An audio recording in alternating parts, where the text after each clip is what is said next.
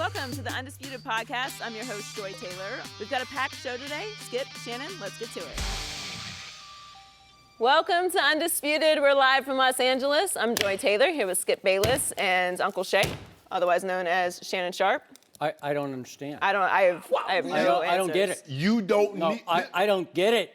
You can't justify... Skip. What is that on What your are you head? celebrating? Life. We're just celebrating life today? I can celebrate life. And you know, it's such a momentous occasion. What is it? You know, Joy, talk to Skip. I'm a bit over here. You know, me and Johnny... What are you celebrating? Me and my camera What guy. are you celebrating? Hold on, Skip. Me and Johnny on following this up for Johnny. I'm glad you finally opened that bottle of Johnny, Hennessy. you know, Johnny's the stage manager. Mr. Stage Manager, we're going to handle this after the show. Yeah. Johnny's going to handle that. I want our audience to understand this man across from me is the all-time self-promoting hypocrite. He picked the New England Patriots before the year started, and he picked them on Friday before the Super Bowl to win the Super Bowl. He is now celebrating something that he picked against. I just want our audience to understand. I'm celebrating your misery because I know what's going on inside of you. It should be your misery also. You picked them. It was the all-time cover your you-know-what pick because you didn't want to come in here on Monday and get shamed by Tom Brady again. I'm like North Dakota. Oh. I didn't want Foles to win because you will try to undermine Pennsylvania. Yeah. Hey, I think he just got undermined, and you're in trouble Pennsylvania on that didn't play one. last night. I know. You see what he did? Throw Foles on him. I refuse to allow you to represent Nick Foles when you pick the Patriots in this game, and you picked the Seahawks at the beginning of the year. I like birds. Who are you picking? I like birds. I like Seahawks. I like Falcons. I like Eagles. I'll let you celebrate. Hold on, one more before I go. And Since your pop-up shop is closed, since the NFL season is over, you can celebrate the end of the year. You know what? And Snoop sent me that thing, Skip. That thing? Is that thing? Yeah, hold on. Snoop stuff is up here. Snoop sent me this thing right here. This Macy's Thanksgiving Day balloon. Really? But it's medical, right? You're 100 feet over the city. Well, right. There's plenty of views over Philadelphia right now, and they're probably still in the streets celebrating like Uncle Shay. Fly, Eagles, fly. Let's get to it. The Eagles are Super Bowl champions after beating the Patriots 41-33 last night. Nick Foles was named MVP after throwing 3 touchdown passes and even catching a touchdown on a huge fourth down play. Tom Brady threw for a Super Bowl record 505 yards and 3 touchdowns. The two teams combined for over 1,100 yards, the most in any game in NFL history. But in the end, the Eagles defense stepped up with a strip sack of Brady with just over 2 minutes left. And then they knocked down the Patriots' Hail Mary attempt to end it. It's the first Super Bowl title in Eagles history. Let's take a listen to both teams after this epic game. The big thing that helped me was knowing that I didn't have to be Superman. I have amazing teammates, amazing coaches around me, and all I had to do was just go play as hard as I could and play for one another, play for those guys, and not look at the scoreboard, not look at the time, just go out there and play. Don't worry about it. And, came away with a victory. Everything that we've been through this season to get to this point, a lot of people, counted us out, but that locker room believed in each other, believed in me, and I got a great staff and great players, and we found a way to get it done. Yeah, I mean, it does suck. It obviously, it sucks. I mean, losing sucks, but that's part of you. You show up and you try to win, and sometimes you lose, and that's the way it goes. It just wasn't quite enough. We weren't able to perform at our best. Obviously, didn't do a good enough job coaching. Missed a lot of opportunities offensively in the first half. Didn't play good enough defense.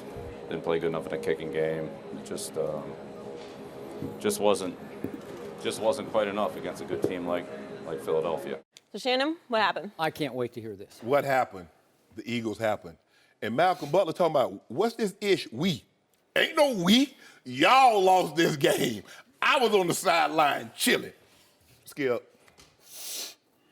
We've gone back and forth, and you and I joke a lot. And we saw Nick Foles, and we kept harping back. We did see him once go 27 touchdowns, 2 interceptions. We see him, he was selected to the Pro Bowl. He played well enough in his first playoff game to win because when he left the field, he had the lead.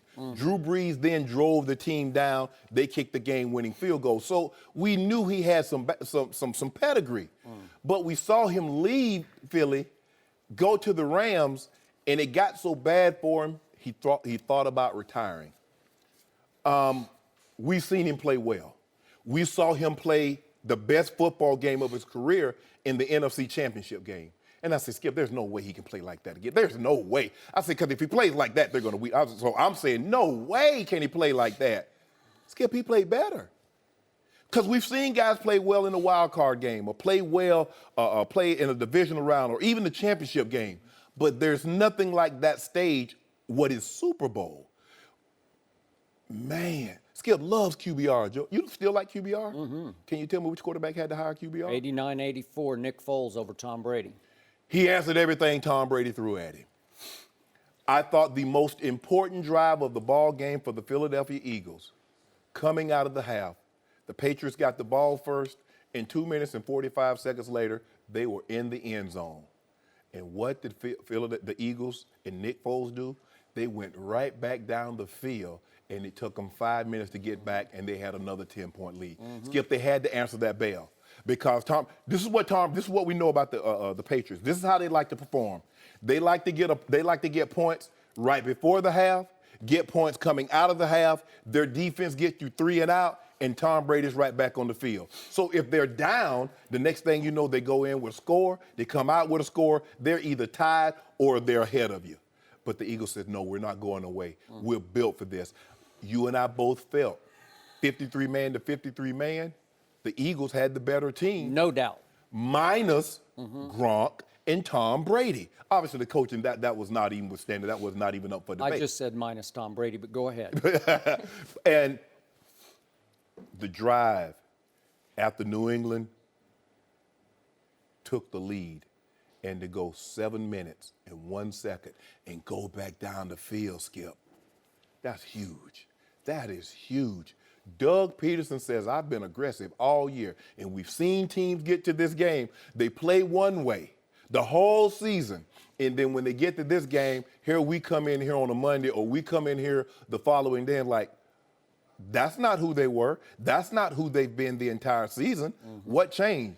Skip, if you look at them, they were, when you combine third and fourth downs, they were 12 of 18. 12 of 18.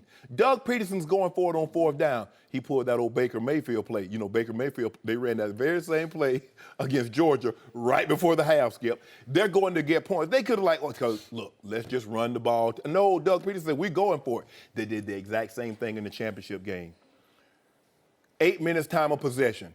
We saw Jacksonville have the ball 8-9 minutes more than Philly had it 8 more minutes. 8 more minutes, 34.5 to 25-56. We saw Jacksonville in the championship game possess the ball more. They sure did. But they were keeping the ball 4 and 5 minutes and punting it. Yep. The Eagles was keeping the ball 4 or 5 minutes and getting the ball in the end zone. And that's what you have to do. Convert third downs. Stay on the field. The best defense is Tom Brady on the sideline because with the exception of that strip by Graham, they really didn't get near Brady. They played. I mean, they got near. They knocked him around a little bit. Late in the ball game. Yeah. But Skip, I mean, he was fabulous. 500 yards, 3 receivers over 100 yards, 32 points, 33 points. Yep. But it didn't matter because why?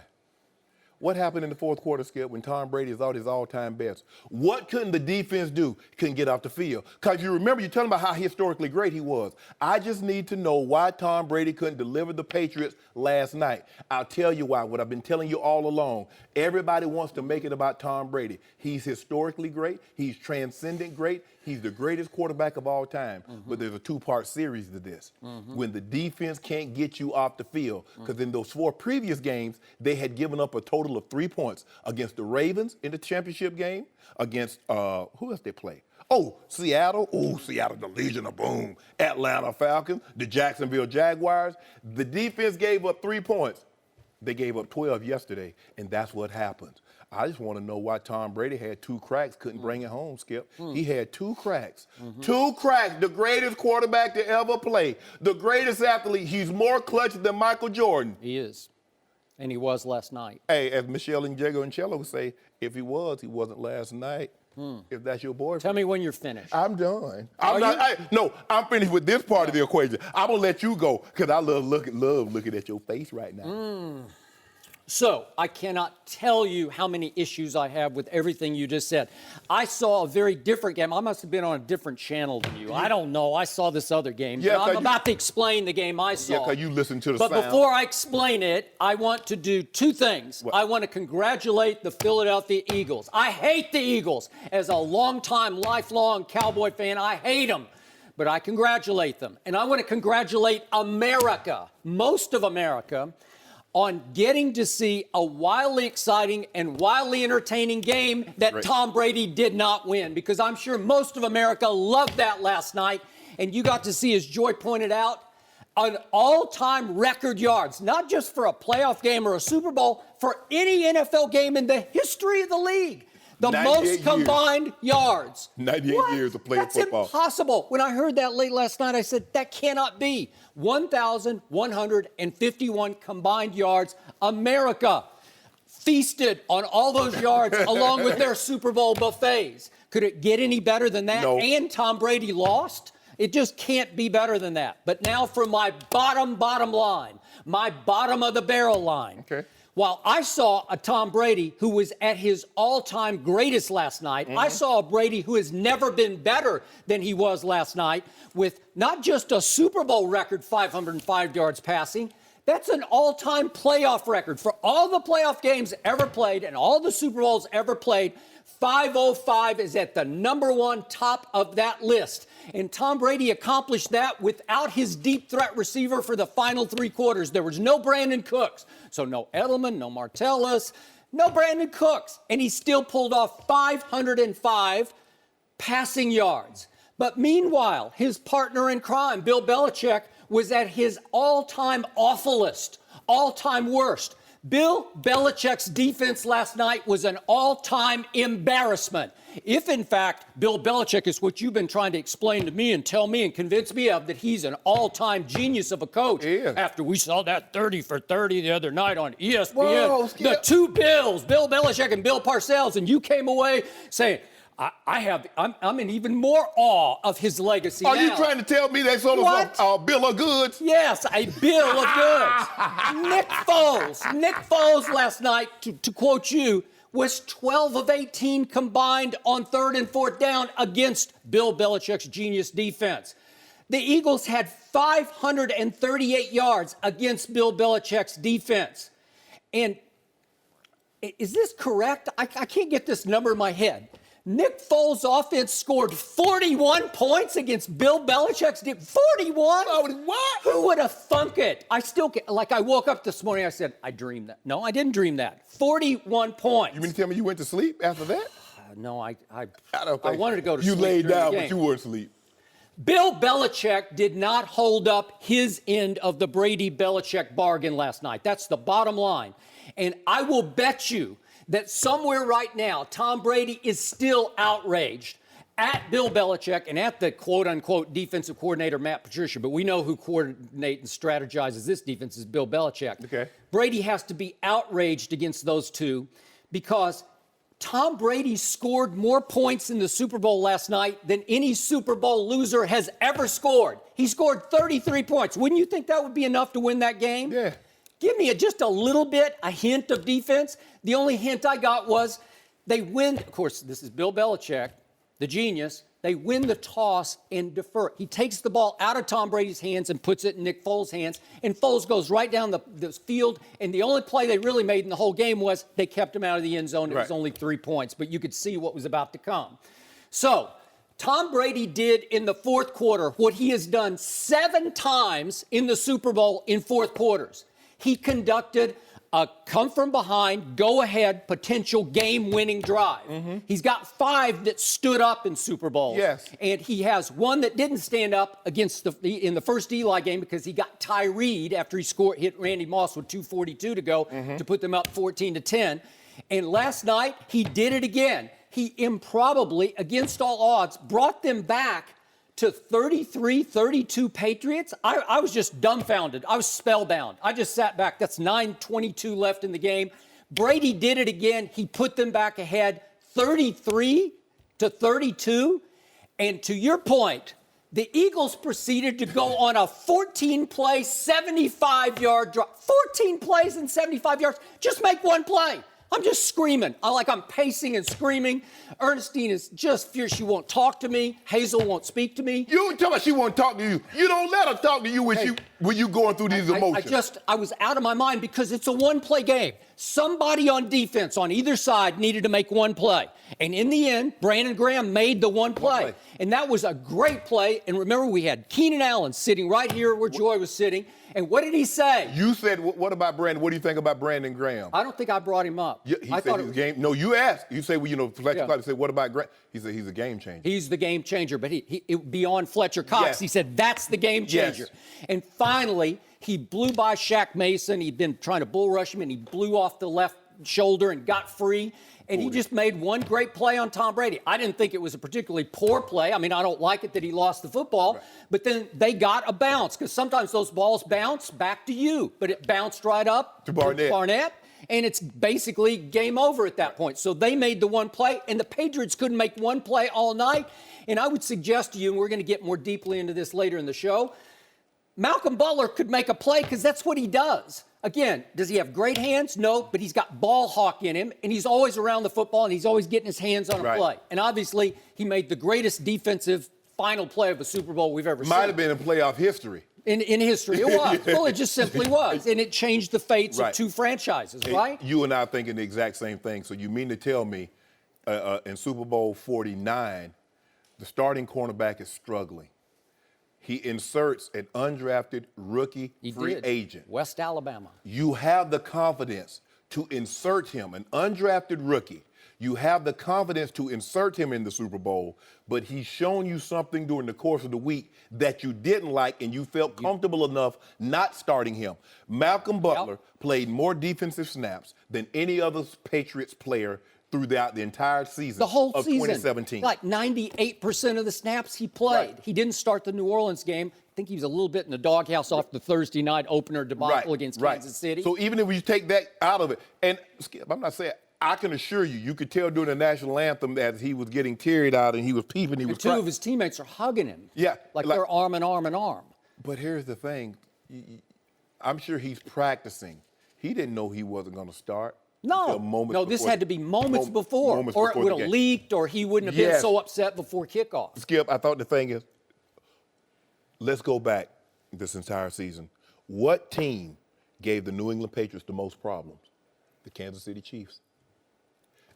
Where does Doug Peterson derive from? Same idea. Look at the routes. Look at what Clement was doing. Also, the whole action derives from run-pass option. And Nick Foles set a record last night for play-action passes in a Super Bowl with 21. Well, it's an easy record because their whole action is off that. Like every play starts with the play fake. But the thing was, Skip, is that they had to get 8 guys down because they couldn't stop the run. I got it. The Winnebago, LeGarrette Blount. 164 rushers. The guy that they didn't want anymore, he was gashing them. Jay Ajayi, the guy you guys didn't want anymore, he was gashing them. And Clement was gashing them. Everybody was. But see, here's the thing. The difference between what Kansas City did and what Eagles did is that Kansas City had one guy doing all the damage, Kareem Hunt. Yep. He was running it. He was also catching it. He was. Because remember, the route that he went for like 70, snuck out the backfield, Clement scored a touchdown. Yep. They caught him again on a wheel route up the sideline. He got it down to like the 5. So you saw a lot of similarities.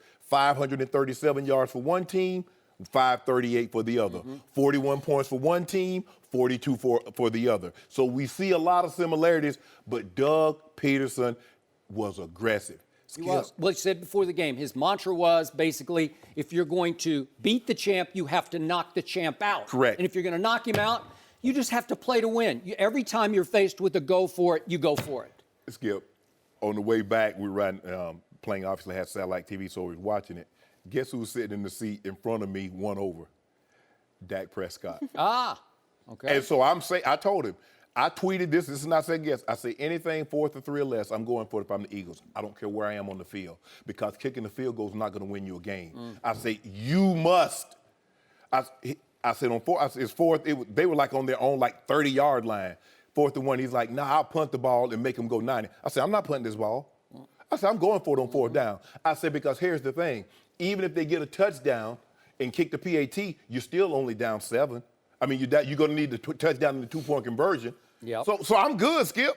So what do I need? So I wasn't good with Bill Belichick's defense because, again, that drive took 7 minutes and 1 second. Couldn't get so off it the goes field. from 9:22 all the way for the next 7 minutes. Couldn't get up. Putting Brady deeper and deeper into the corner that he's going to have to try to fling his way out of. And on that drive, they complete an early 3rd and 6, 7 yards to Zach Ertz. And then the play in question, which is the key play of the game, I still think it's a win or lose play. It is. basically. It is. Yeah. Yes. 4th and 1 from your 46. Yes. And now it's down to 5:38 left. And that was the play of the game by Nick Foles because he's avoiding a blitz or a rusher. I think Yes. it's a blitzer actually. Yeah. And he's fallen to his left, and he hits Ertz just beautifully up above the defenders, and he comes down with 1 foot across the line for a first down. Yep. It's the play of the game. And I got to tell you, Nick Foles is more athletic than people give him credit But for. Skip, he missed one early in the game. He tried to throw. Ertz was running one way, and he was rolling. If he just kept running, he would score a touchdown. Well, I don't know if he scored a touchdown. But he would run. a long way. But Skip, here's the thing. The final 2 drives, Brady had 2:21 and a timeout left, Okay. plus the 2-minute warning. Okay, He didn't so and here's then my he had point. 58 seconds left.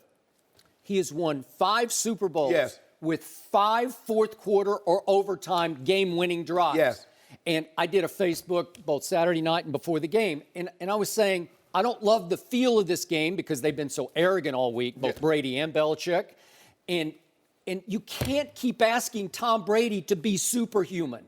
Like, he can't keep overcoming their flaws on defense. Why not? So, because every once in a while, a Brandon Graham's just going to make a play. Was that not a great play? You just admitted it was a great play. Oh, now you know. Now he knows how Aaron Rodgers feels. Okay. Now he knows how Peyton Manning feels when you're having these historic games Yep. and your defense can't stop anyone. Because you remember that game that the Green Bay Packers lost? Aaron Rodgers scored 45 points and they lost 51-45. I'm You remember offended that? you brought up Aaron Rodgers because he does not belong in the same stratosphere with All Tom Brady. well, right now in this Tom game, Brady threw for 505 in the Super Bowl he last lost, night. just like Aaron Rodgers threw for over 400 and lost. So guess what? Tom Brady does not belong in the discussion Yep. with And- Nick and Foles. by the way, he was the better quarterback last To night. the end of the game, Tom Brady made his best throw on the last throw of the game because he avoids Brandon Graham. If we could see this, he puts a sweet little athletic move on Brandon Graham to create one last second to throw the Hail Mary. Yeah. And this is the throw of the game. Look at this. He avoids Brandon Graham.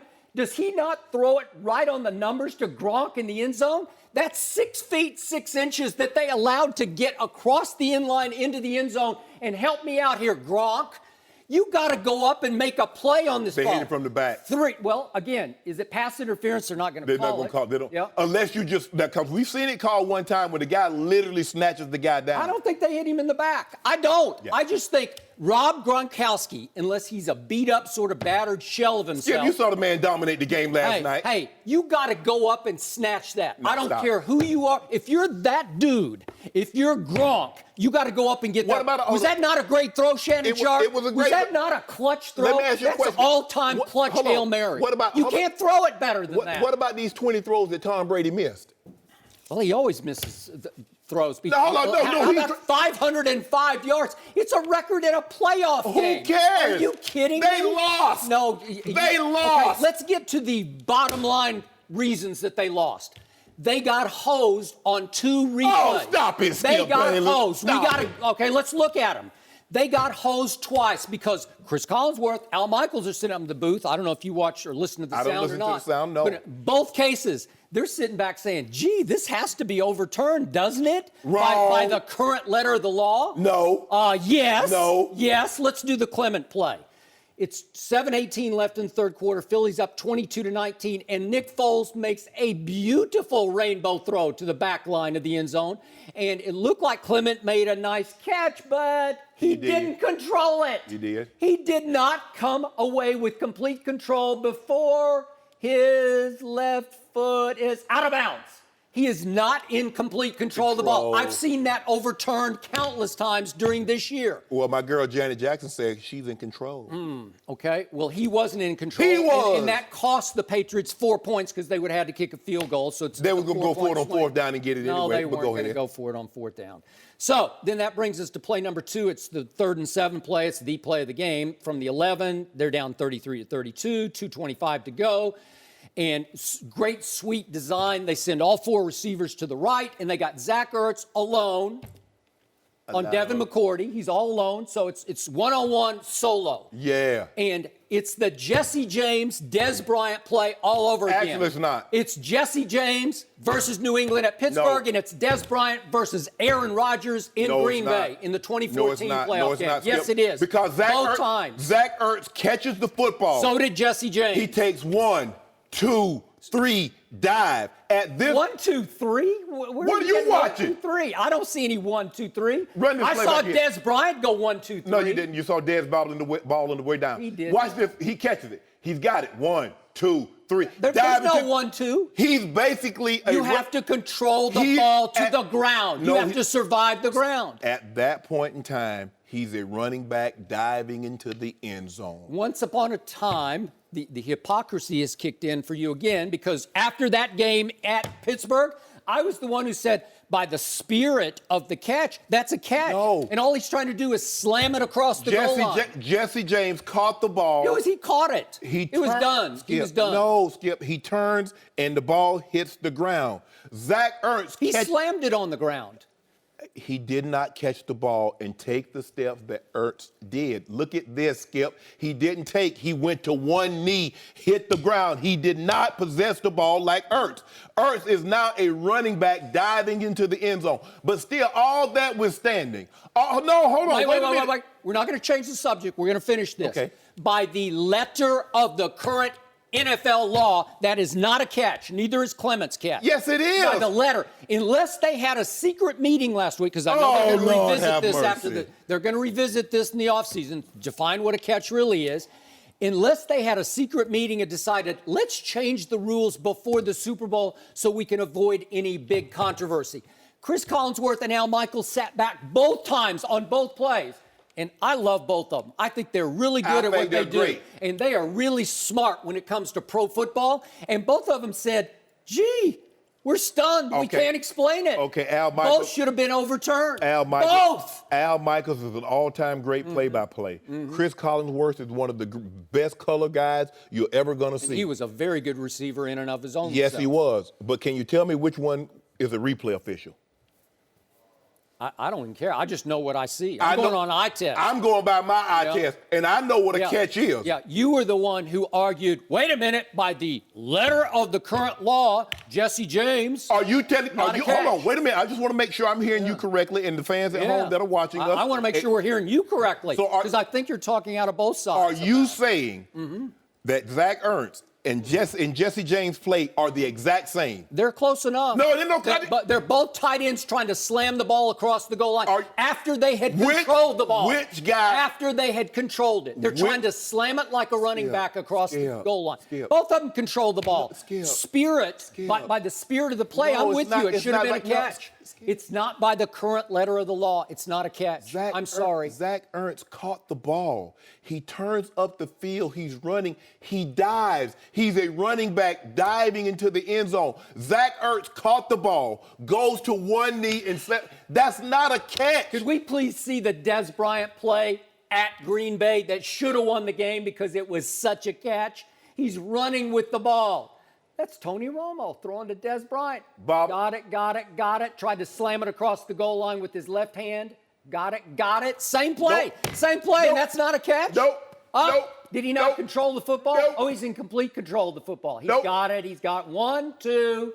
Nope. Slam it across the goal line. Total control of the football. I don't know. Total control. It's a catch. And you said that wasn't a catch. I'm holding your feet to the fire. Sometime- You told me that was not a catch. The Hall of Famer Shannon Sharpe said that's not a catch. I think he controlled it. Sometimes our lives are controlled by two thieves, Joy. The past and the future. Skip chooses to look in the past. I do not. I'm talking about last night. Both of those plays were touchdowns. But I want to get back to this. This is what we know. If your guy is that guy, if he's that man that you said that he is, I just want to know at 2:21 with a timeout and the 2-minute warning. He got stripped. He got Why? Because Shaq Mason airballed on his block. Wow, now you blame Shaq. So now we blame guys, Joe. So that's what we do now. Was that not a great play? You already said it was a great play. I'm just, I mean, Tom Brady's not superhuman. He's just a really That's great what you told me human. he is. I didn't tell you. Why didn't he? One more thing. Why didn't he catch that pass? Okay, you want to talk about that? Yeah, Because I it was was- high. It was too Oh, high. that's high. Now, this is what we know. Now, they told me, this is what I heard. A little birdie told me this. They said while he was in Minnesota, Nick Foles had 10 Juicy Lucy's. Now, that's a burger spot. Famous, that man is. Woo, Joe, them things, bang, bang. They said he had the cheesesteaks at Jim's. Woo, bang, bang. Said he had pizza and fried chicken. He doesn't do Pilates. He doesn't have Alex Guerrero. He hadn't discovered the secrets. But he caught a pass. Yeah, because he got recruited by Texas and Baylor to play basketball because he was a tight end as a sophomore at, wait a second, let me finish, at Austin Westlake High School, which is a football throwing powerhouse that created and made a product out of Didn't Drew Tom Brady- Brees. didn't Tom Brady Let get- me finish. Okay. You're missing the point. Nick Foles is an athlete, much more athletic than Tom Brady. Tom Brady has the greatest pocket feet I've ever seen. But if you're going to ask him to run a route downfield and catch a ball that is overthrown straight over his head, Yeah, what ball was because it, sir? it was too. It's way up He here. caught the one in 2015 that damn Yeah, it hit him right in the hands. It hit him right in the hands. I forget he had that Well, cut. let me ask you this, Yeah, that cut Hall on of his thumb. Famer. Yes, Let me yeah, ask cut you on his- this. had that cut on his Where thumb. did the pass hit Nick Foles in the end zone from Trey Burton? Where did it hit him? Where did it hit him? Right in the hands. Yeah, he's going to catch that. You know why? Because, wait a second, when he was a sophomore at Austin Westlake, he played tight end and caught a touchdown pass as a sophomore. That was 15 years He's an ago. athlete. He got recruited by Texas and Baylor to play basketball. You just told me last week, Tom Brady. Basketball. You just told me last. You're missing the point. You told me last week Tom Brady is the greatest and most clutch athlete in the history of civilization. Playing quarterback. No, you He said is. athlete. You didn't say No. nothing about playing football. I said as a quarterback. You said he's the not a most clutch. receiver. You not said a he's the receiver. most clutch. Danny Amendola had a defender right in his face, and he threw it high, and you know it, and Trey I know Burton it. had a defender right in his face. So let's try to nitpick poor Tom Brady You like do it you all the do time. all the time. You do it to LeBron. Let's try to tear You him do it all to to pieces. LeBron. Yeah. You should do it to LeBron. Don't put LeBron and Tom Brady in the same sentence. Why not? Because this 'Cause guy they both- just threw they- for 505 yards. And 505. LeBron James averaged a This guy triple-double. This guy And they just- both lost. This guy just They set both the record. lost. He set the They record both for the most. lost. I don't care what record. He brought his team back to 33-32. Are you kidding me? Did he win or Joy? Joy, what about serving at the Wait, Joy? I'm help me open out. early. Help I'm me open out. early, Joy. As we see now, LeBron gets to play defense because he doesn't play it anymore, and he's quit on his team, or they quit on him, or vice versa. Yeah. But in this case, Tom Brady cannot play defense. Well, you don't give the defense any credit when they're holding the 3 points. Yeah. You give Tom Brady all the credit. Bill Give him the Belichick was a disaster. What do you think about that, Mr. Belichick fan? Hey, no, help me out. Help me out. No. I'm putting your feet to the fire. What? I've been answering about Right. Tom Brady, and you tell me about the great Bill Belichick. He's still great. Who made He's still great. a foolish genius decision to bench Malcolm Butler, and it backfired into a foolish mistake. And you told me last week, and you told everybody that's Help me out. You told everybody that sat in that seat that Coach Belichick can make all these moves because he has 12. That's and 12 correct. were Brady. And Why tried- didn't he you know deliver what? him from yesterday? You know what? Belichick tried to polish his genius last night and say, watch what I can do. I'll go get Eric Rowe from the Eagles just before last season started. You know, I'll trade a swapped late round pick for him. Eric Rowe for Eric Rowe. Winnebago. We Yeah. take the Winnebago. We give y'all Eric Rowe. Eric Rowe, once upon a time, was a second-round draft pick out of Utah for the Philadelphia Eagles. So he says, watch what I do, because they'll think I'm a real genius after this game. I'm going to elevate Eric Rowe and play him. I'm going to just bench Malcolm Butler. Yeah. And when we win this game, because Tom's going to pull us out of another hole from another big deficit, then they'll all say, God, what a genius Belichick is. And it backfired. Oh! I'd be outraged if I were Tom Brady. Skip, all of them skip. It backfired. Skip, I've never said Tom Wow. wasn't great. He's historic. I have said that Belichick is not great, and I'm going to say it again. And the word you like to use, he's transcendental. That was the word you originally used. I said transcendent. No, you said added transcendental. Yeah, then you put the ly or something to make it more because Tom Brady. But here's the thing, though, Skip. I've been trying to explain to you. When Tom Brady has these come-from-behind victories, all you do is look at what he's done. You don't look at the defense only giving up 3 points in 4 fourth quarters. Well, last night he gave up 41 points. So why didn't by Tom the way, score 42? How about Belichick's kicking game? So we just went over the 2 hose job plays that didn't get overturned. Gostkowski got those demons. Okay, here we go. So that's 4 points that the replay didn't give them back, right? 4 points, 4 more points. Yeah. On the next one, and then 4 points from the place-kicking game that they botched. Yeah. And what did we say? I brought it up. Pro Football Focus, the scouts ranked the players from 1 to 106. Yeah. Gostkowski ranked 99th, and I said, look out. And guess what? The long snapper for the New England Patriots, Joe Cardona, ranked 106, dead last. And they said he's a liability. Was he not a liability on those 2 snaps? Because they weren't right. Was Nick Foles the 53rd best player on the field last night? He was, but Nick Foles was the 53rd best player last night. But I kept telling you he's way better than I 53rd. said it too. No, you didn't say it. Oh, I said Nick. I was a much bigger Foles fan than you were. I told you he would not choke or folds in this game. But you still have not told me why. With 2:21 left and a timeout and a 2-minute warning, why Tom Brady couldn't go get it done. Because a great player on the other team made a great play. That game is play. Joy. That's it. You keep telling me that the game was right. Then I just showed you. The game was right there for the Then he taking. got the ball back and he threw the greatest Hail Mary I've ever seen. It hit him right in the hands. Hit a 6'6" guy that the Eagles should have jammed and kept out of the end zone. They should have jammed. You always jam. If it's a 3-by-1, you always jam. You just got to keep him out of the end zone. So everything fell right on the plate. The throw was great. The move, the athletic move to avoid the rusher. Hold on. I'm got to look at my stats right quick. You're not going to get you can't win this. Why was Tom Brady? Why would the Eagles were 2 for 2 on 4th down? What happened to Tom Brady on 4th down? One of those 4th downs. Okay. Well, the replay cost him 4 points, and then his kicking game cost him 4 more. So that's minus 12 right there. Minus 12 right there, and his defense gave up 41. What more superhuman do you want from Tom Brady? No. Hold on. So you mean to tell me red zone efficiency? Okay, field goal attempts. You can go ahead. I know your Twitter followers are all red zone efficiency. What are you up to now on Twitter? You up to don't worry about that. 55 or? I'm sure a lot of those Patriots fans that used to follow me and like me, they probably. I know they want Uncle, and I know they want you to bash Tom Why would Brady they like because you? everybody You wants to picked bash Tom Brady. And here's the there's bottom no line. bashing Here's no the Tom bottom Brady. line to your side of this story. You, Mr. Eagle, you got a quarterback controversy because there is no way Carson Wentz would have won those 3 playoff games. Oh, There's no way. Stop it. He's too skittish. We don't have to worry about it. He's not poised enough. That's He's too much of a That's gambling. That's innuendo. That's speculation. It's just what it is. Say what you want to. Nick Foles is much more poised and unflappable than Carson Wentz ever thought about All being. I know is Nick fly, Foles Eagles, just played fly. 3 of the greatest playoff games you will ever see. He had a Joe Flacco run. No, he had way better than Joe Flacco. Way better. This was consistent. This is 72% completion. Flacco throws hail Flacco. You do realize that Joe Flacco beat Peyton Manning at home and beat Tom Brady at home. But that's neither here nor there. Right now, the Eagles are at the apex. They're at the crescendo. They're at the zenith. They're at the denouement. They're at the highest you can go. Now put some spec on their name, Skip. What did I say to open my I say it again. I want you to hear it because some people just joining us. Some people just joining us. I'm going to say this again. The Eagles have a huge problem. That's something for us to worry about. That's something for us. That's something for us to worry about. Don't you worry about that. You're in big trouble. What do you call him? The lame nickname? What's it called?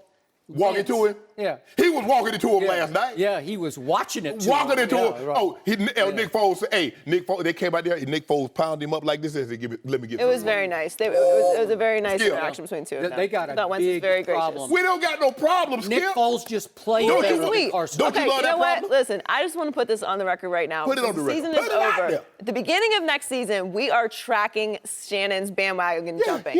We're just going to do a little graph of all the different teams that you picked throughout the season. We. Hold on. Skip picked the Cowboys. But when You picked the Patriots before the season I started, and picked you the picked them to win the Patriots to Super No, Bowl. but I'm Bowl. saying, The Cowboys. hold on. I got to take off my LeBron. It's a little, my LeBron Audemars. But Joy, here's the thing. He picked the Cowboys, and then he jumped on Minnesota. Then he jumped on the They got eliminated. I have to make another pick when they get eliminated. No, you don't. You I say didn't jump on Minnesota. I jumped on New Orleans. Okay, and they lost. They lost. And then you jumped on Minnesota. Being a little Brian. No, I did not. But I just want to know, why didn't Tom Brady deliver them? Well, let's talk about that. Did Tom Brady's legacy take a hit last night? No mercy. Hey guys, Joy Taylor here with a quick word from Pro Flowers and Sherry's Berries. With Valentine's Day right around the corner, the last thing you want to do is pick the wrong gift. Making a big impression is key. Pro Flowers and Sherry's Berries have teamed up to help you really impress your Valentine this year with their perfectly paired collection. Go ahead and think inside the box this Valentine's Day. This really is a one-of-a-kind gift. Your flowers and dipped strawberries will arrive together in a beautiful, specially designed box that will keep your flowers fresh and your berries cold, guaranteed. Right now, Undisputed listeners can save 20% on any one of their perfectly paired combinations or any gift over $29 with promo code UNDISPUTED. And take it from me, these flowers are gorgeous and the dipped strawberries can't be beat. Pick the delivery date and it's guaranteed, and customer satisfaction is always number one or your money back. Hurry and order today. Valentine's Day is next week. There's only one way to get 20% off a perfectly paired gift over $29 featuring beautiful blooms from Pro Flowers and freshly dipped strawberries from Sherry's Berries. Visit proflowers.com today and enter code UNDISPUTED at checkout. That's proflowers.com, code UNDISPUTED, and you'll get 20% off this perfectly paired gift. Now let's get back to the show. No mercy. Tom Brady and Bill Belichick appeared in their 8th Super Bowl together last night, but they dropped to 5-3 with the loss. The Patriots defense gave up 538 yards, the most in the Belichick era. Brady had a Super Bowl record 505 passing yards, but the Patriots could not score in their last two possessions with the game on the line. Shannon, how much did last night damage Brady and Belichick's legacy? I don't think it hurt Brady that much at all. I think, he's been to 8 Super Bowls. He's won 5 of those. He played all-time great last night, over 500 yards passing, 3 touchdowns, 0 interceptions. They had 3 receivers that have over 100 yards, so I don't really think it damaged it that much. I think it hurt Coach Belichick's because defense is his expertise, and I think it hurt him a little more for the simple fact he gave up 41. He gave up 41 points. They were 10 of 16 on 3rd down, 2 for 2 on 4th down, and he only forced 1 punt. So I think Coach Belichick's legacy, as far as his expertise being defense, hurt a little more. But what it just goes to show you that football is the ultimate team game, because you can have one guy play great on the other side, but if the defense don't carry their weight, special teams don't carry their weight, this is what you have happen. We just saw Ben Roethlisberger 3 weeks ago throw for almost 500 yards and 5 touchdowns, but the defense couldn't stop Jacksonville, so they gave up 45 points. That's what happened. Brady scores 33, over 500 yards, over 600 total yards of offense, but the defense couldn't get off the field. I think it hurt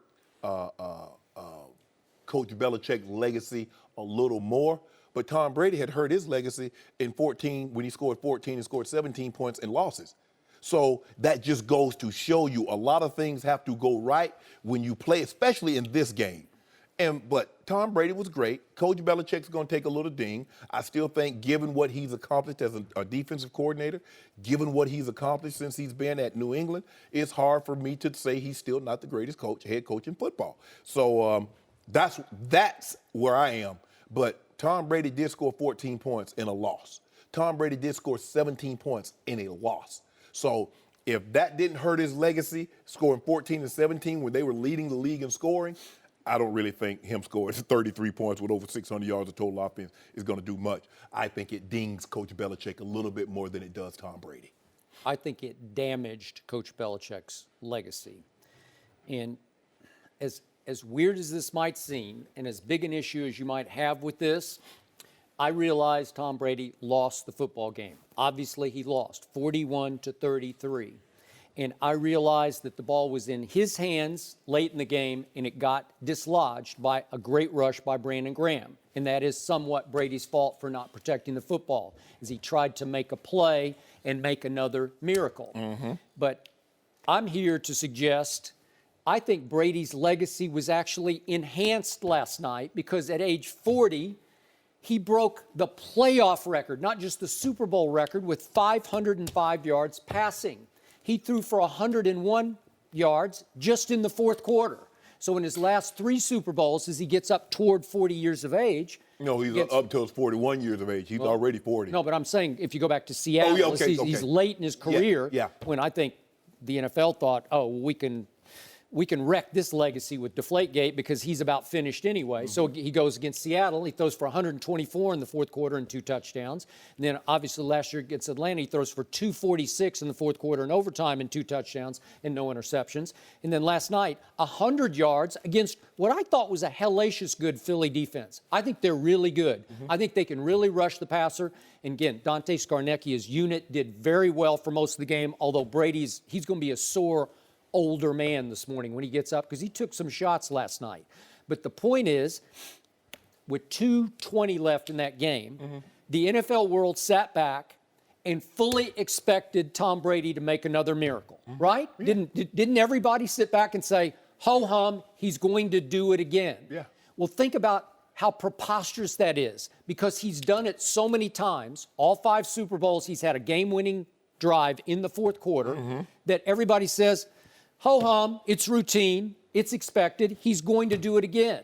Well, he's 40 years of age, and he is human, but that's like one last great tribute to him is to say the world thought he was going to pull it off, and he didn't. I'm trying to figure out, I'm trying to figure out, and maybe you can help me. How does Brady's legacy get enhanced in a loss, although he had a historic game? When LeBron's legacy gets dinged, he averages I don't want to talk triple-double about in LeBron loss. James. He doesn't belong in this conversation. But I'm saying you make it excuses for. Yeah, I know. But you're a LeBron hater. So that's what this is. Truth teller. Okay, I'm telling you the truth. Tom Brady cost him the game because he fumbled the ball. The ball was in his hand. Didn't you tell me earlier in the show it was a great play by Brandon Graham? Doesn't matter. Didn't you just you brought up Is Tom Brady great? Is Tom Brady greater than Brandon Graham? So you're telling me Tom Brady is not as great as Brandon Graham now? Is that what you're telling me? I give you that. But I also showed you that last play where he avoided and evaded Brandon Graham. Did he make the play? And made the throw that Gronk didn't make. Okay. He needed a partner to finish it What off. about all the great catches that Gronk did make? Shannon Sharpe to go up and snatch it. No, Shannon wasn't it. Shannon almost 50. What about all the great plays that Gronk made for Tom Brady in that ball game? He made some. Okay, they were pretty good throws, too. Skip. Stop making excuses. How about the 2 Gronk drops in the first half? Because he dropped 2 that hit him right in the hands. What about the ones he skipped to him? What about the plays he skipped to Gronk? He overthrew Gronk. Let's turn it over to his business partner, Bill Belichick, who really let him down last night. And the harder I look at Belichick's Super Bowl legacy, the less I see. I think his genius has been overestimated.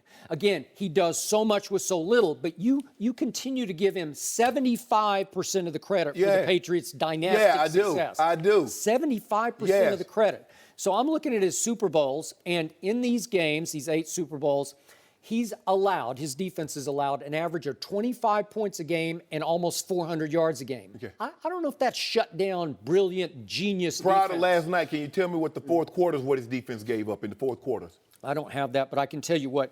The St. Louis Rams had 420. We had Mike Martz on Friday. The Rams in that first Super Bowl had 427 yards. It was classic bend, don't break, don't break. How many points? Do yards win you game or points win you game? 17, Again, your team had 613 yards. Tom Brady had 500 passing yards. How many points? Next Super Bowl, Carolina has 29 points. That's a lot. That would win a lot of games. Brady was great late as usual. Long Super Bowl drive. A field goal drive to win that Super Bowl. They had 387 total yards. The Eagles had 369 and 21 points. Wow. Then Eli, in the second Eli game, again, the first one was a shutdown defensive game by the Giants. I'll give you that on both sides. But then why Brady didn't score more than 14 points? They were averaging 36 going into the game, Skip. He's human, but he's been all-time great. That's not what you told me. Is he the greatest quarterback ever? That's not about him, how great he was. I'm talking about last night. What he did. I'm going to finish on Belichick. It's my turn right now. Yeah. So, Belichick against in the second Eli game, they gave up almost 400 yards and 21 points. Well, that's not great. Seattle. How many did Brady score? Let me finish. Seattle offensively challenged Seattle, scored 24 points on almost 400 yards total. That's a lot, man. How many points? And then Atlanta last year scored 28 points on 344 total yards. Okay. That's pretty spectacular. So has Belichick invented or created the '85 Bears or the 2000 Ravens or the 2002 Tampa Bay Bucks? Nobody said that. Okay. I think everybody said that. No. I think in totality. No. You came in here after the 30 for 30 the other night on ESPN, and you said you're in even more awe of I this. am. Of this? And nothing's changed. I'm in less awe. And I said what makes him so great is because he doesn't have the '85 Bears. He doesn't have the 2000 Ravens. He just or the got 02 Tom Bucks. Brady. But hold on, Skip. I'm trying to figure out. You said he gave up 400-plus yards to the St. Louis Rams in their first Super Bowl. Can you tell the people how many points? 17. Oh, 17. Okay, when Brady lost, they scored 14. They were averaging 36.7 a game. So I'm trying to figure out why did Brady only get 14 points? Giants were really good that day. I'm not talking about them. Tom Brady is great, but you told me Tom Brady was great. He was a unanimous MVP, 50 touchdowns, 8 interceptions. Yep. So you need to tell me why didn't he get it done then? He got 14 it done points. 5 other times. Coach Belichick, this is what we know. Coach Belichick held the Giants to 17 points. Tom Brady scored 22. This is a weak argument. It's not a weak argument. He's won 5 Super Bowls with 5 game-winning drives. That's all you. End of story. It's over. Yeah, I know you want to be. Tell me what did he do last night? You won't deal with what did he do last night? What did Belichick not do last night? No, That's what I want to know. What did he not do? But hold on. You talk about how great Tom Brady's been in this fourth quarters, but then you bypass it. That he threw for 101 last night. Was that terrible? Was it terrible? Skip. Wow. I've never said it wasn't terrible. But Coach Belichick's defense gave up 12 points last night. In those other fourth quarters that Tom Brady's come back, they've given up 3. You won't tell me why Tom Brady couldn't do it last night. I've told you about 15 times Well, tell me already. one more time. I'm tired of this. No. That's just stupid. Yeah, That's you're silly. stupid because you mad because you got lost. Yes, you are. I'm mad at Bill Belichick for giving up 41 Be points. mad at Tom Brady for 41 points? Why Tom Brady? Your man Bill Belichick gave up 41. Your man You don't Tom think Brady. that damaged his Your legacy? man Tom Brady fumbled the ball with 2:21 left. Yeah, and he threw for 505 and threw He lost. He threw a Hail Mary that should have been caught by Why? Gronk. What do you mean, why? Why has he got to Help throw me a Hail out. Mary? Why shouldn't he? Help me out, Hall of Because Famer. he's great. Help me out. He's great going up against Nick Foles. You told me Nick that. Foles. Wait a second. Joy, all I've heard on this show is Gronk makes Brady because nobody can stop Gronk. Why did they stop him in the end zone? Nobody pulled him down. Yeah. Nobody grabbed his jersey. Yeah. Nobody put a hand on his shoulder pad. What did I miss? On the opening Where is your man Gronk? On the opening, so you're all about Belichick and you're all about Gronk. Where was he when you needed him most? I want to know. Did you watch the game last night?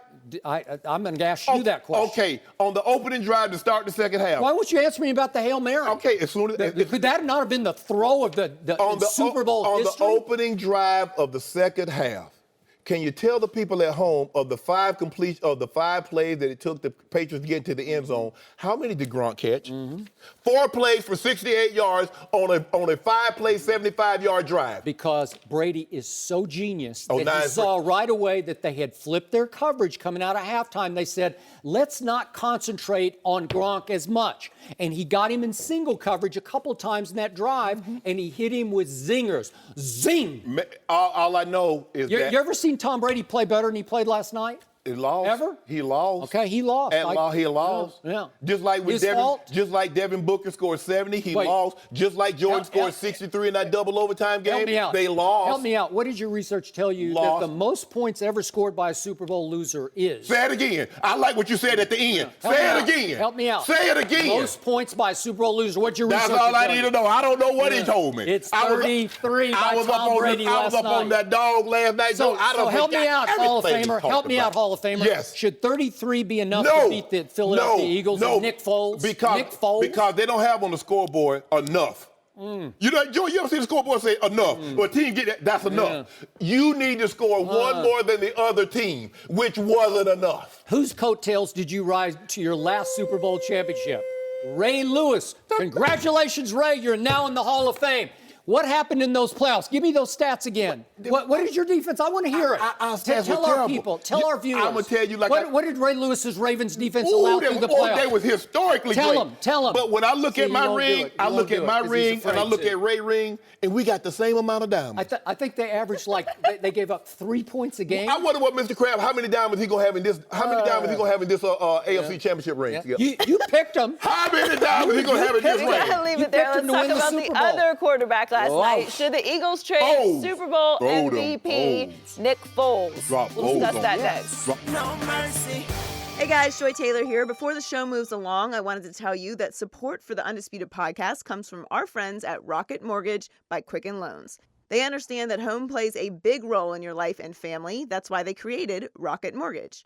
Rocket Mortgage gives you the confidence you need when it comes to buying a home or refinancing your existing home loan. It's simple, allowing you to fully understand all the details and be confident you're getting the right mortgage for you. Whether you're looking to buy your first home or your 10th, with Rocket Mortgage, you get a transparent online process that gives you the confidence to make an informed decision. It's convenient. Our trusted partners allow you to share your financial information with Rocket Mortgage at the touch of a button. And in addition to getting a real mortgage approval in minutes, you can even adjust the rate and length of your loan in real time to make sure you're getting the right solution for you. Rocket Mortgage by Quicken Loans. Apply simply, understand fully, mortgage confidently. To get started, go to rocketmortgage.com/undisputed. Equal housing lender, licensed in all 50 states, NMLSconsumeraccess.org, number 3030. No mercy. Last night, Nick Foles became the first backup quarterback to win a Super Bowl since Tom Brady back in 2002. Foles threw 3 touchdown passes and even caught one on his way to being named MVP. He started the last 3 regular season games and 3 playoff games after Carson Wentz got hurt. But Wentz is expected to be ready for the start of next season. Doug Peterson was asked about his quarterback situation this morning. Let's take a listen. I know you haven't had much an opportunity to think about this at this point, but is Carson Wentz still your starting quarterback? Will you have an open competition in training camp? Can a Super Bowl MVP go back to being a backup? I knew I couldn't get off this stage without that question. You know what? We're just going to enjoy this moment. I'm going to tell you right now, we're going to enjoy it. We're going to get on this plane, go back to Philadelphia. We're going to celebrate with our fans back in Philly. We got a long off season. Well, really a short off season now. We're just going to enjoy this moment. I'm happy for Nick. I'm happy for the team. It's not about one guy. It's about the team. And like I said, we're going to enjoy these next few days. Shannon, what should Philly do with Throw Them Foles? We ain't got to do nothing. We got him under contract for another year. But I don't know if we're going to talk about this later, but I don't know if you saw it, Joy. Tom Brady didn't shake the winning quarterback hand. He walked out the field. I wonder if we're going to criticize him like they did Cam Newton for not shaking Peyton Manning's hand. But I'm going to let that go. We're going to talk. Go ahead and criticize.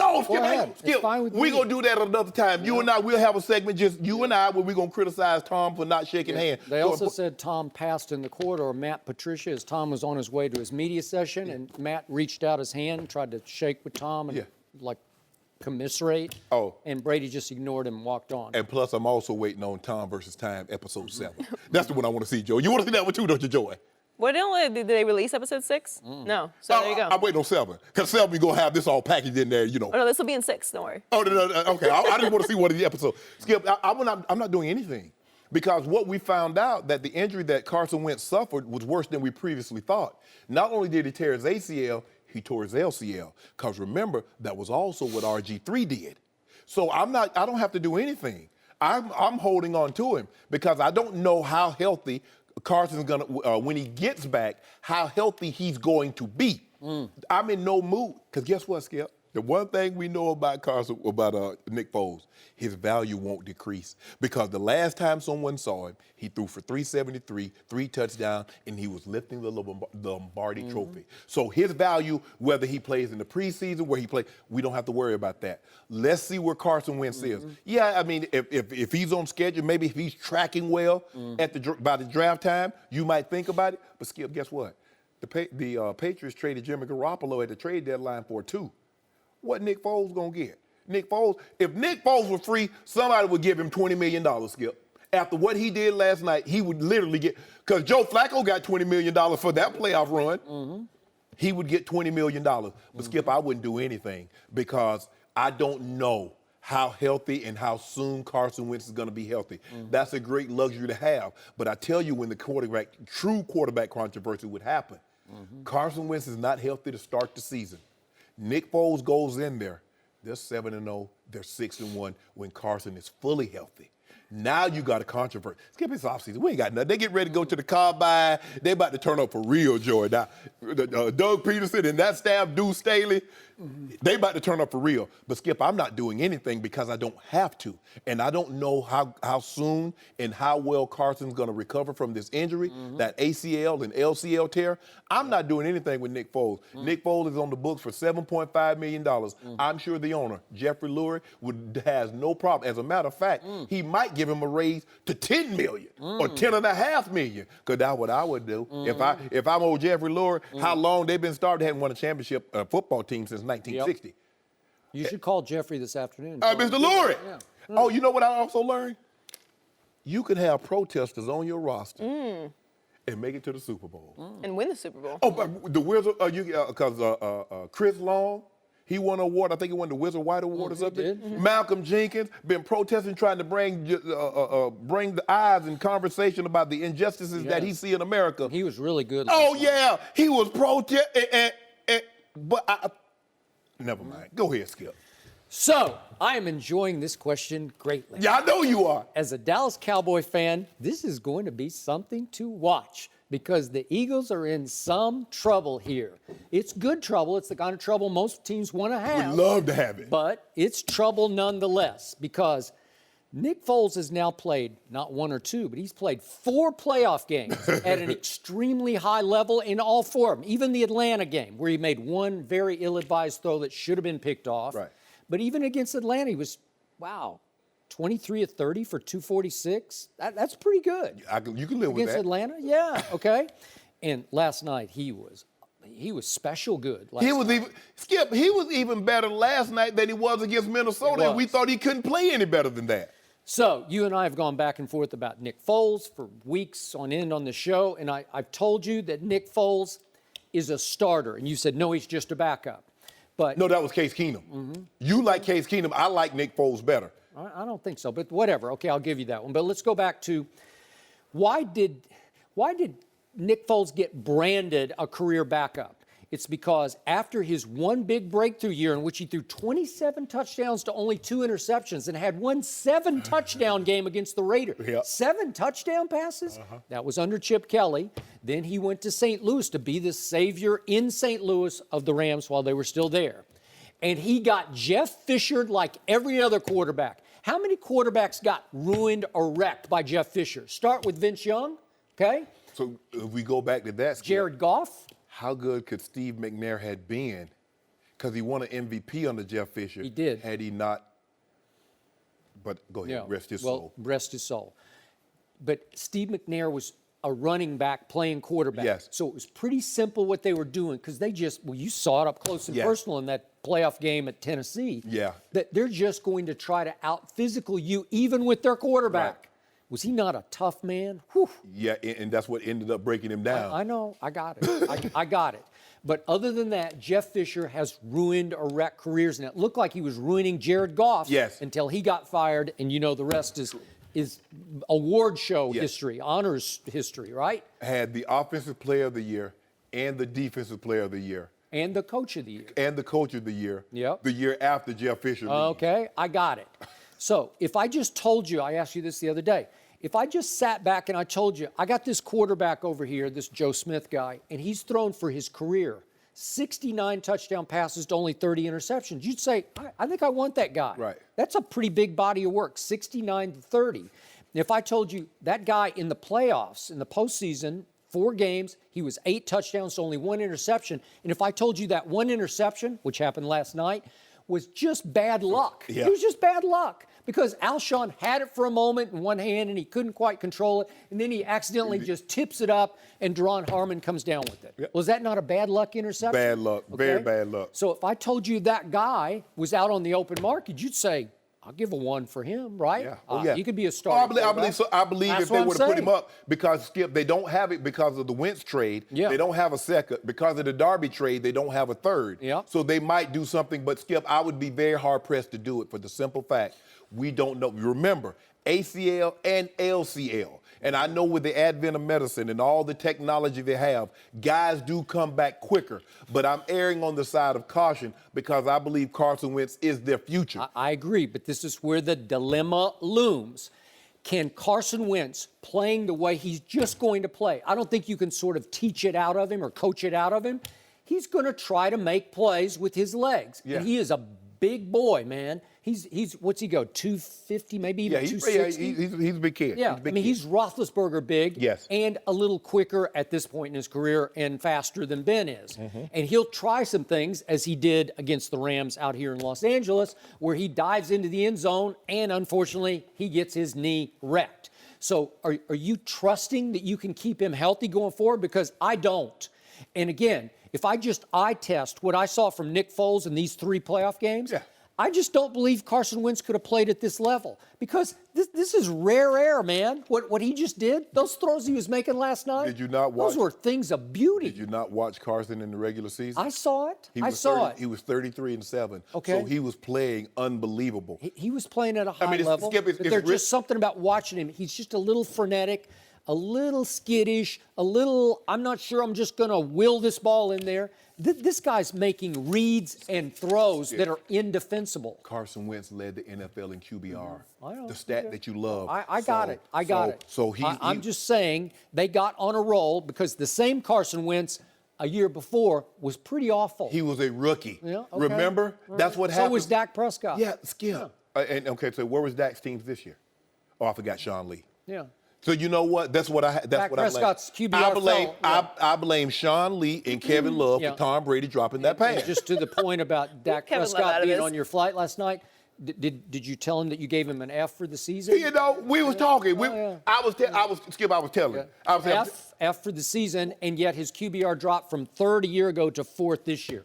That is horrible. If you don't That's worthy of a flunk grade. Okay, let me ask you a question.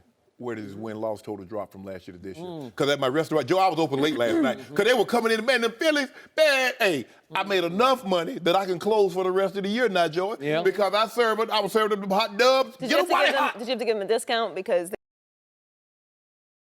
they say they forgave you? They say, we know you Philadelphia. We love you. You love Pennsylvania. Once in a lifetime player. Skip, I'm not doing anything with Nick Foles. He's only $7.5 million. And I know that's a lot of money for a backup. But this is what I said about the Eagles. They have a very good team, because I'm not sure anybody else could have lost a quarterback of the caliber of Carson Wentz. The backup comes in with 2 games and do what he did. Look, let's make this point. Doug Peterson is at the top of the list of play callers in this league. So he's done great things with both of those quarterbacks. He's number 1. As far as aggressiveness, he's number 1. But I think Carson Wentz's MVP case got undercut last night when his backup won the MVP. So you say, well, maybe it's more about this offense than Doug Peterson. It's a team game, remember? Because remember, Tom Brady, his deep sea. The thing is, what we look at, Coach, the defense gives up a lot of yards, but they were 5th in points allowed. So it wasn't the yards that were getting them beat. It was the points that was helping them win. Now you give up 537 yards and 41 points. That will get your butt handed to you, because you gave up 538 and 42 points in opening night. So it was just a precursor. There's an awful lot of similarities. Doug Peterson under that Andy Reid, that's Andy Reid's system. That's a lot of the West Coast stuff. But Skip, I'm not doing anything with Nick Foles because I don't have to. I am rooting as a Cowboy fan for the Eagles to trade Nick Foles. Please. Trade him. If your team is what you say they are, I want to see Carson Wentz going so low. That's what I want to see. He did it. Yeah, 33-7. Yeah. I fear Nick Foles more than I fear Carson Wentz. I do. Why did the Patriots bench Malcolm Butler? We'll discuss that with Eric Mangini next. No mercy. Patriots cornerback and former Super Bowl hero Malcolm Butler did not play a single defensive snap last night. He started 15 games in the regular season and played more defensive snaps than any other Patriot. But Eric Rowe got the start last night. Bill Belichick said the decision to sit Butler was not a discipline issue. Butler was clearly frustrated after the game, saying, "They gave up on me. Bleep, it is what it is. I don't know what it was. I guess I wasn't playing good or they didn't feel comfortable. I don't know, but I could have changed that game." We are joined now by a man that was the Patriots defensive coordinator under Bill Belichick, Eric Mangini. Welcome back. I wish he had been last night, but go ahead. Well, it's good to have you back in LA. It's nice and warm here. So nice. You're enjoying that. Why do you think Belichick sat Butler last night? To me, this is as surprising as them trading Jimmy Garoppolo when you look at it. And on face value, he had to have done something wrong, something very wrong for this to have happened. That's on face value. But when you look at his comments, when you hear his comments, it doesn't sound like a guy who's atoning for anything. No. Right. There's no softness to the way that he's playing this. And Eric Rowe not learning that he's going to start until right before the game. All those things are huge. When you coach the defensive backs, it is critical to have communication. And you've coached just the defensive backs. I coached the defensive backs for a long time in New England, and the volume of communication that goes into that is significant, especially when you add the pressure of the game, you add the multiple shifts, motions, formations, and you spend the whole week looking at the world one way, and then suddenly you're transferred outside. And even smaller than that, or another layer of that is the player that you're studying. If you're studying Nelson Aguilar, and then suddenly you bump back out, it's a different level of preparation. Absolutely. Those things are hard to not overcome, but you only want to go there if there's an injury type situation.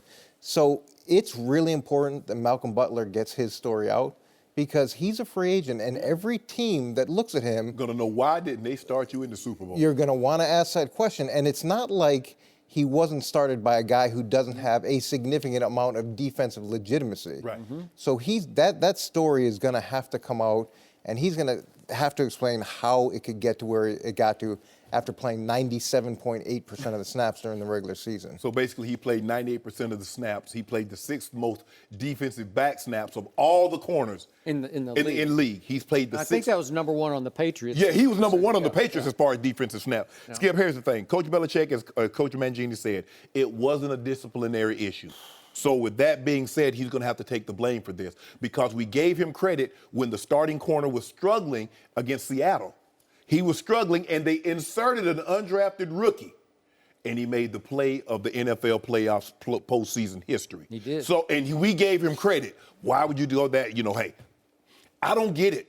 I don't get it. And as you mentioned, when I studied tape, you're studying one guy, and it was hard when the guy that was covering you, that you studied all week on film, he got hurt. They bring somebody else in that you didn't see. So what am I going to do now? Because I've been studying, okay, this guy I can release outside anytime I want to. Now it's going to take me a series to get used to how he's going to play me. Skip, this makes no sense to me. No. This makes absolutely no sense. There's no way. If Eric Rowe is that good, why wasn't he playing more during the regular season? And in this game, Coach, well, the other thing is the one advantage Philly had is Eric Rowe was in Philly. Yes. So at least they did have that background of Eric Rowe if he switched out late. Oh, we know what we got. Hey, what did they kept doing? They kept trying to get Alshon Jeffries on Rowe. And they did for a while until Gilmore just said, okay, I got it. I'm following him. I'm traveling. Skip, this makes no sense to me.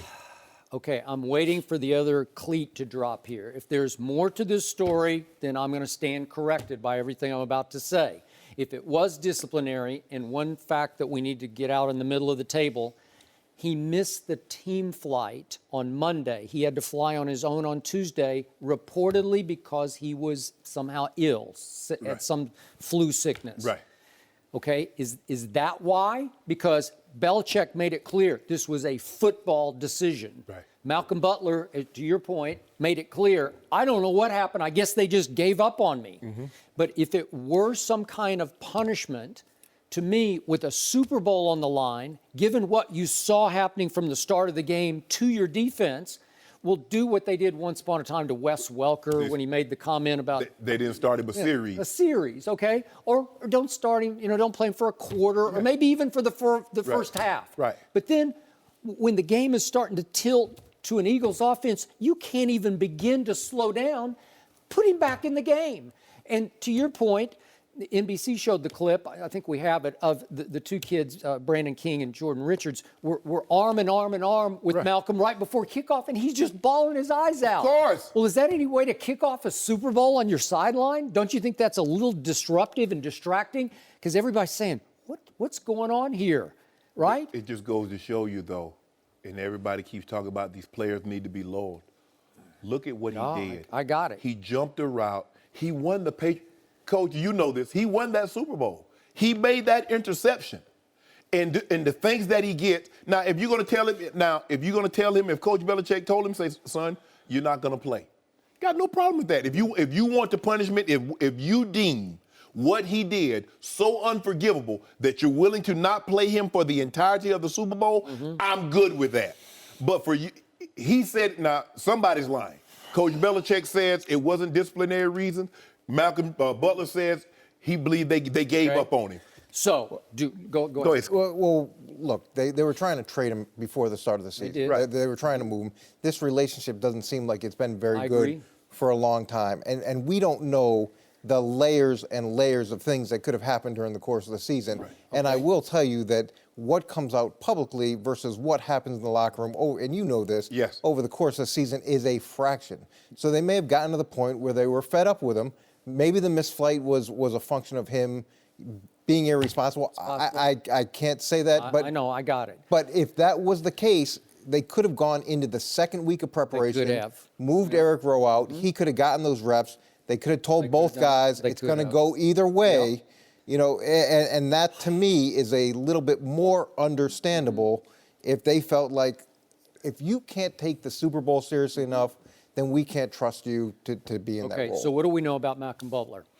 To a fault, he can be a gambler and a cluer, and he takes chances that I'm sure Belichick doesn't love. But even though he doesn't have great hands as far as catching the interception, he does have ball hawk instincts you can't coach or teach. He's always around the football. He has 9 career interceptions, but more important, since 2015, he's got 55 passes defensed, which is 9th in the league, which is it's pretty good. My point is, of all the guys they have in their secondary, he's the one I would most trust to make some weird, crazy, unexpected play that might flip this game. I think what got everyone puzzled, Coach, correct me if I'm wrong, Malcolm Butler probably lined up with the starters for the entirety of the week. Because normally if you're not going to start a guy, I've been on teams where guys were going to be disciplined.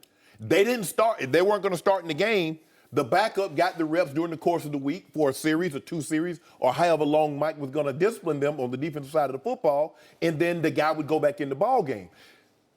He probably started for the entirety of the week with the number ones in practice because Eric Rowe says, I didn't find out until kickoff that I'm starting. Well, that part could be true, but they could have easily gone through the second week with him not being there on Monday with Eric Rowe taking reps with the one, and then you split the reps during the course of the week. Hey, you start this period, you start that period, and you can present that any way that you want to the group.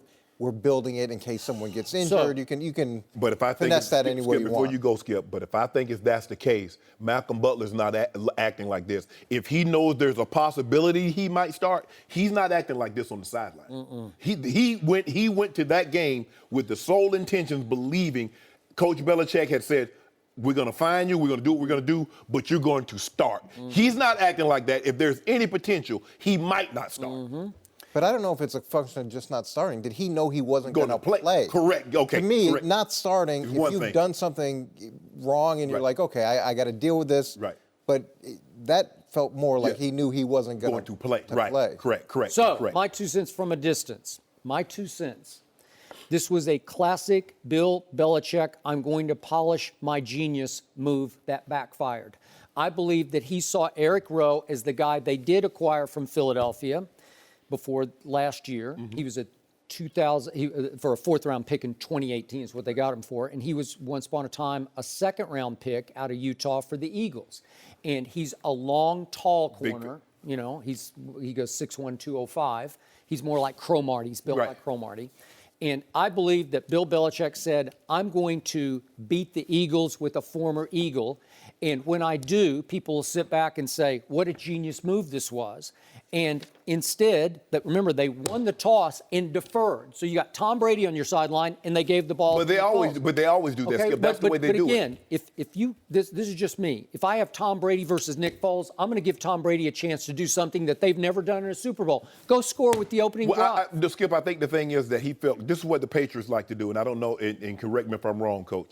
They normally defer. The Patriots love to score right before the half. Know they're getting the ball after the half, go right back down the field and score. That's what they did yesterday. The only kicker is that the Eagles, when they scored, the Eagles went right back down the field and got a 4th and 1 touchdown, and Tom Brady ran out of time because he was almost about to get in field goal range. But what had happened? They come out after half, 5 plays, 75 yards into the end zone. And look, the value of deferring is you do get all the information from the first half. You get to see how the game's unfolding. You get to see what the matchups are. You go into the locker room, you give the quarterback that information, and then being able to come out and start the second half with momentum has real value. Because now you get to re-script what you want to do compared to what they were playing you in the first half. But Skip, when I look at Eric Rowe, coach, and correct me if I'm wrong, he's a big, rangy, physical guy. He looks like a guy that would play great cover 2 corner if you're going to play 22-man because he has help over the top. But it seems like he struggles. He's a little stiff to me. But the thing was, because they couldn't stop the run, they couldn't play cover 2. They had to play single high safety. So now we're getting all these. I tweeted this is not second guessing. I say minus a turnover, they can't generate enough pressure. Minus a turnover, I don't see how the Patriots stop the Eagles. Okay, and guess what? They finished 25th in takeaways this year. 25th. So you need somebody on the field who's capable of creating something. Good. And with LeGarrette Blount's touchdown, that was cover 2. They were showing a cover 3 shell. They played cover 2. I mean, the guy walks in. To me, looking at the whole game plan, that's confusing.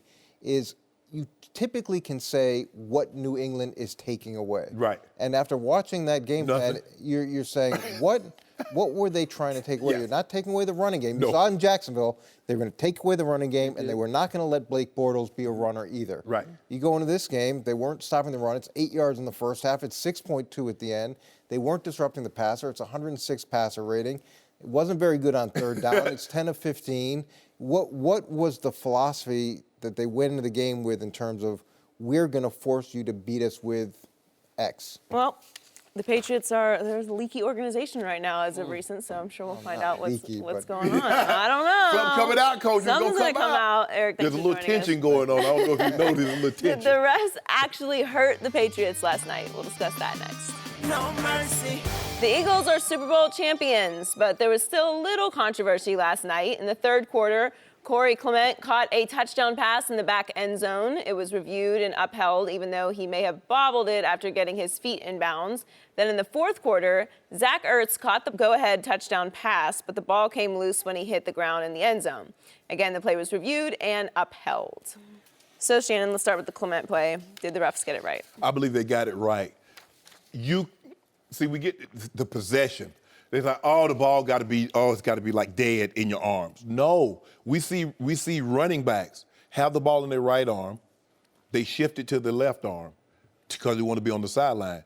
Did he lose possession of the ball? No, he shifted position. All he did was just secure it better. He had a better security, because I believe, Skip, had he not did this, when he hit the ground, the ball was going bloop.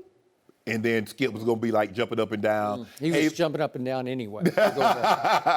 And you was like, the Zach Ertz was a no-brainer to me because I felt he caught the ball.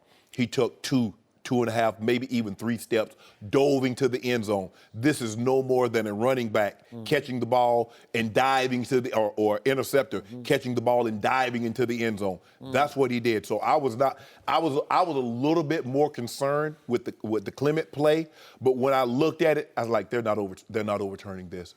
Skip, first of all, this is why you knew they weren't going to overturn it. It was the Super Bowl, and it was against who?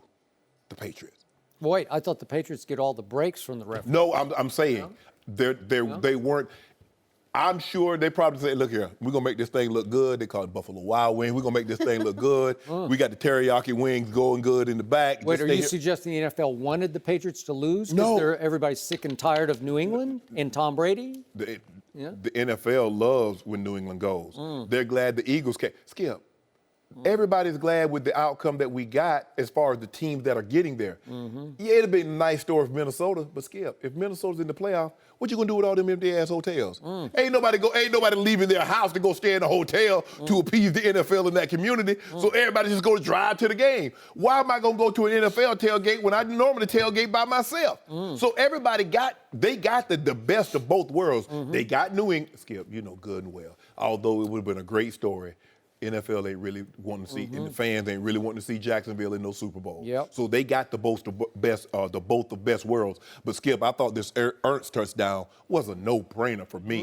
Clement, I was a little unsure until I saw it again, and then I felt very comfortable. I told Dak, I said both of those are touchdowns. He thought it was going to be unsure, but I said, nah. You look at the steps. So what we just heard for our viewers out there in TV land, we heard a Shannon Sharpe who was rooting like mad for the Eagles. I wasn't rooting. I don't who have is a seeing this game through green-colored glasses, who hates the Patriots and especially Tom Brady, who's seeing this completely upside down from the way he usually sees these kinds of plays. And I'll go to the second one first. Once upon a time, the day after New England won at Pittsburgh, you told me that the Jesse James play, by the letter of the NFL law, that was not a catch. And I said, well, by the spirit of my eye test, he did control the ball and then try to slam it across the goal line. So I want you to make sure. Did Jesse James exhibit the same motion after he caught the ball as Zach Ertz? He didn't run with the ball because he just turned and fell into the end zone, but it's pretty close. And Des Bryant definitely ran with the football at Green Bay in that playoff game after the 2014. It started all this controversy. That was a catch. Actually, Calvin Johnson started this. It was the Calvin Johnson rule. That was the one that was in the postseason. Yes, that correct. decided it because Dallas had won at Seattle during the regular season, and I was giving them a real good shot to go back to Seattle and win. I wasn't. And the point was they would have won that game against Aaron Rodgers, who was hobbled that day. No, they bad wouldn't. Calf, because Des Bryant actually caught the football, controlled it, ran a step, almost 2 steps with it, and slammed the ball with his left hand across the goal line the way a running back would, the way Zach Ertz did last night. And by the letter of the NFL law, you know and I know that's not a catch. I'm sorry. That's what you told me after the New England at Pittsburgh game. Skip, not a catch. But Skip, Jesse James did not do. He controlled the ball. He caught it. He caught the ball. By your eye test, did Jesse James catch the ball? Sure he did. Initially, yes. Yes, no, but not then initially. he went to a knee and the ball hit the dirt and popped it, and he recaptured it. He tried to hammer it down in the end zone the way a running back breaks the plane. Zach It's Ertz breaking caught the the play. ball on like the 5, took 3 steps, He dove. just fell. He just fell into the end zone. Devin McCourty undercuts him. Devin McCourty was falling down on the play and actually rallies and gets underneath him and cuts him down. Skip. He's falling into the end zone, and he has to hammer it. This is classic. Up. You didn't control it to the ground. It's not a catch. Yes, Skip. You He's did a not runner. survive the ground. He was not a runner. I did not hear what the official said. What did the official say? What did Gene Steratore say? All I know is that 2 really smart football men, Chris Collinsworth and Al Michaels, on both of these plays sat up there in the NBC booth and said, man, we are shocked that these didn't get overturned. Okay, this is what I know. 2 guys that were in charge of NFL officiating, Mike Pereira and Dean Blandino, said it was a catch and a touchdown. So who am I going to go with? Skip. Well, I'm going to go with that the Patriots, who get all the calls, got hosed on both of them. And there's no way the Eagles are going to win this game without both of those calls, because both of them they should have been reduced from touchdowns to field goals. So they're 4-point plays, both of them. The Eagles should have been forced to kick a field goal they both called times. touchdowns on the field, and all the replay did was confirm what was called on the field. Let's see, +4 and +4 on those 2 plays, thanks to the NFL not overruling. Don't do that. You got to overrule the call on the field. Don't do that. So I want to know this. I know that Roger Goodell said last week up in Minnesota in State of the Union, he said, we are definitely going to revisit what's a catch and not a catch. I think they revisited before the game. They didn't. I think they had a secret meeting and said, let's drop all this madness about all these stop silly it, Skip. rules that we have. Let's just call it the way we see it. Now you have Patriots fans up in the New England area. Oh, they're going to be and they're going to be talking about that was not catch. You hear what Skip said. Skip's wrong like he normally is. But anyway. So wait a second. The final score, Joy, was 41-33. So 4 points plus 4 points equals 8 points plus 33. Oh, it should have been a tie game, right? No. Yes. Well, if Tom Brady's that guy, he should overcome this. Tom Brady overcomes everything. They didn't, I mean, he was a small child. They said he had polio. He walked with a limp, and he overcome it. He became the greatest quarterback to ever live. So he should be able to overcome these touchdowns. So Tom Brady's kicking game cost him 4 more points. So there's -4, -4, -4. Wow. But I don't hear you saying anything about the kicking game in the first Super Bowl. I don't hear you saying anything about the kicking game in the second Super Bowl. You didn't mention that. Well, because Tom Brady, the ultimate deodorant in the history of sports. Well, he stunk. 5 times less. Oh, he stunk with the record 505 playoff game. Well, he was smelling good. George, you know if you go to the party, you all G'd up, but late, you been dancing about 15 songs, you all sweaty. Smelling like Get Back. He started smelling like Get Back up in the club. Yeah, Brandon Graham. What smells to me is that the NFL finally said, you know what? Don't do that, Skip. Enough of these don't Patriots. Do that, Skip. Skip, why you do that? The world wants the Eagles, and the world got the Eagles. Skip. Why would you do that? I'm just doing it because I watched it. I saw it. So did the NFL say the world need to see Tom Brady come back from 28 points down? Hosed twice. Did the Patriots say that? Because you didn't say anything about that was enough. When one guy has 5 game-winning drives in the fourth quarters and overtimes of 5 Super Bowls, the NFL says, okay, that's enough. Okay, what about the other 3? Sorry. No mercy. Thanks for listening to the Undisputed Podcast. I'm Joy Taylor. We're back again tomorrow morning at 9:30 Eastern. We'll see you then. Fox Sports 1 of 1.